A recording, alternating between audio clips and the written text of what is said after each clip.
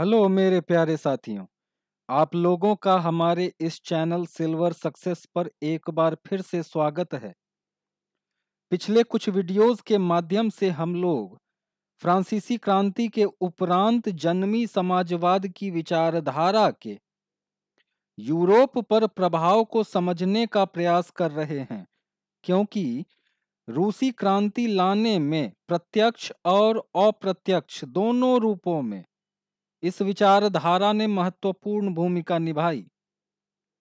आज के इस वीडियो में हम लोग 3 प्रमुख मुद्दों पर चर्चा करने वाले हैं, जैसे वास्तव में रूसी क्रांति क्या थी, रूसी साम्राज्य का विस्तार कहां तक था और 1914 में रूस की अर्थव्यवस्था कैसी थी। इन सभी बातों को जानेंगे। तो फिर देर किस बात की, आइए रूसी क्रांति को समझने का प्रयास करें। रूस यूरोप के सबसे पिछड़े औद्योगिक देशों में से एक था। वहां पर 1917 ईस्वी में 2 क्रांतियां हुई। पहली क्रांति फरवरी 1917 में, जबकि दूसरी क्रांति अक्टूबर 1917 में हुई। फरवरी 1917 में जो क्रांति हुई, उसके बाद रूस में राजशाही शासन प्रणाली को समाप्त कर दिया गया। दूसरी क्रांति अर्थात अक्टूबर 1917 में जो क्रांति हुई, उसके बाद रूस की सत्ता पर समाजवादी काबिज हुए। इन दोनों क्रांतियों को सम्मिलित रूप से अक्टूबर क्रांति या रूसी क्रांति का नाम दिया जाता है। अब समझते हैं हम लोग कि 1914 ईस्वी में रूसी साम्राज्य कैसा था, किसका शासन था वहां पर। इन सभी बातों को समझने का प्रयास करते हैं। 1914 ईस्वी में जार निकोलस द्वितीय का शासन था वहां पर। रूस का साम्राज्य उन दिनों प्रशांत महासागर तक फैला हुआ था, अर्थात इसका विस्तार बहुत ज्यादा था। इसके अंतर्गत कई क्षेत्र आते थे, जैसे लगभग 10 क्षेत्र आते थे अप्रोक्स, जो आज के डेट में एक स्वतंत्र राष्ट्र हैं। Moscow, Finland, Latvia, Lithuania, Estonia और पोलैंड के हिस्से, यूक्रेन, बेलारूस के कुछ हिस्से, जॉर्जिया, आर्मीनिया और अजरबैजान। यहां पर कई धर्म के लोग निवास किया करते थे, जैसे बौद्ध धर्म के लोग, मुस्लिम समुदाय के लोग, कैथोलिक और प्रोटेस्टेंट। लेकिन इन सभी धर्म के लोगों के मध्य ईसाई धर्म को मानने वाले लोगों की संख्या ज्यादा थी। आइए समझते हैं रूस की तत्कालीन अर्थव्यवस्था को। रूस की तत्कालीन अर्थव्यवस्था को समझने के लिए हमें इसके प्रत्येक पहलू को बारीक ढंग से विभिन्न हिस्सों में बांटकर समझना पड़ेगा, जैसे कृषि, उद्योग, स्वामित्व। इन सभी बातों को सेपरेटली हम लोगों को समझना पड़ेगा, तब जाकर हम लोग रूस की अर्थव्यवस्था को समझ पाएंगे। आइए एक एक करके सबको समझने का प्रयास करें। सबसे पहले कृषि को समझते हैं। रूसी साम्राज्य की कुल जनसंख्या का लगभग 85% हिस्सा उस समय आजीविका के लिए खेती पर निर्भर करता था। यूरोप के किसी भी देश में रूस को छोड़कर, ध्यान दीजिएगा, रूस को छोड़कर यूरोप के किसी भी देश में उन दिनों आजीविका के लिए खेती पर आश्रित जनसंख्या का इतना ज्यादा प्रतिशत नहीं था। फ्रांस और जर्मनी की अगर बात करें तो वहां पर ये आंकड़े अप्रोक्सीमेटली 40 to 50% के रेंज में आया करते थे। खैर, किसान अपनी जरूरतों के साथ साथ बाजारों के लिए भी पैदावार करते थे, अर्थात वो उपज का कुछ भाग अपने लिए रखकर शेष बाजार में बेच दिया करते थे। इन्हीं कारणों से रूस अनाजों का एक प्रमुख निर्यातक देश बन गया था। रूस में उद्योगों का क्या स्वरूप था, आइए उसे समझते हैं। उन दिनों रूस में उद्योग कम थे। स्वाभाविक बात है, जहां की 85% जनसंख्या कृषि कर्म से जुड़ी हुई हो तो निश्चित है कि वहां पर उद्योग कम होंगे। खैर, उन दिनों रूस में उद्योग कम थे, लेकिन क्योंकि अधिकांश आबादी कृषि कर्म से जुड़ी हुई थी, सेंट पीटर्सबर्ग और मॉस्को प्रमुख औद्योगिक क्षेत्र हुआ करते थे। अधिकांश उत्पादन कारीगर करते थे। उनके वर्कशॉप हुआ करते थे जहां पर वे निर्माण कार्य करते थे।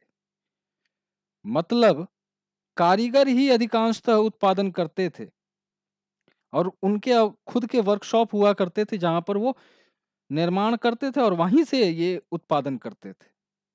1890 के दशक में अनेक कारखाने शुरू किए गए जब रूस में रेल नेटवर्क को फैलाया जा रहा था। रेलवे के विस्तार और वहां उपलब्ध कच्चे माल की प्रचुर मात्रा के कारण ही 1890 के दशक में रूसी व्यापार में विदेशी निवेश बहुत अधिक बढ़ा, जिसके कारण रूस के कोयला उत्पादन में उन दिनों 2 गुनी वृद्धि हुई, जबकि स्टील उत्पादन में 4 गुनी वृद्धि हुई। आइए समझते हैं कारखानों के स्वामित्व को। ज्यादातर कारखाने उद्योगपतियों की निजी संपत्ति हुआ करते थे। मजदूरों को न्यूनतम वेतन मिलता रहे और काम की पाली के घंटे निश्चित हों, इस बात का ध्यान रखने के लिए सरकारी विभाग बड़ी फैक्ट्रियों पर ही नजर रखा करते थे। सिर्फ बड़ी फैक्ट्रियों पर, प्रमुख फैक्ट्रियों पर नजर रखा करते थे। शायद यही कारण था कि न्यूनतम वेतन और कार्य अवधि से संबंधित प्रावधानों का लगातार उल्लंघन होता रहा, जिसको रोक पाने में फैक्ट्री इंस्पेक्टर भी कहीं न कहीं असमर्थ थे। सामान्यतया कार्य अवधि वर्कशॉपों में 15 घंटों की हुआ करती थी, जबकि कारखानों में यह 10 से 12 घंटों की हुआ करती थी। मजदूरों के रहने के लिए कमरों और डॉर्मिटरी की व्यवस्था की जाती थी। मजदूरों की स्थिति कैसी थी? सामाजिक रूप से मजदूर आपस में बटे हुए थे। मजदूरों का एक हिस्सा गांव में रहता था, जबकि अधिकांश मजदूर अपने स्थायी रूप से घरों को छोड़कर शहरों में बस चुके थे। मजदूरों के मध्य कुशलता और योग्यता के संदर्भ में भी व्यापक अंतर थे। औरत और पुरुषों में भी काफी अंतर देखा जाता था।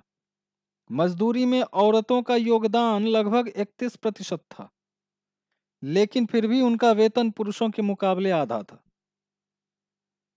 मजदूरों के मध्य अंतर उनके पहनावे और व्यवहार में भी स्पष्ट रूप से परिलक्षित होते थे। यद्यपि कुछ मजदूरों ने आर्थिक संकट और बेरोजगारी से निपटने के लिए अनेक संगठनों का निर्माण किया था, लेकिन फिर भी ऐसे संगठनों की संख्या बहुत कम थी। किसी मजदूर को नौकरी से निकाल देने या मालिकों से शिकायत होने की स्थिति में मजदूर एकजुट होकर हड़ताल भी किया करते थे। इस बात की स्पष्टता इस बात से मिलती है कि 1896 से 97 के मध्य कपड़ा उद्योग में और 1902 ईस्वी में धातु उद्योग में असंतोष के कारण बड़ी संख्या में हड़तालें आयोजित की गईं। आइए समझते हैं कि संपत्ति का वितरण किस प्रकार था।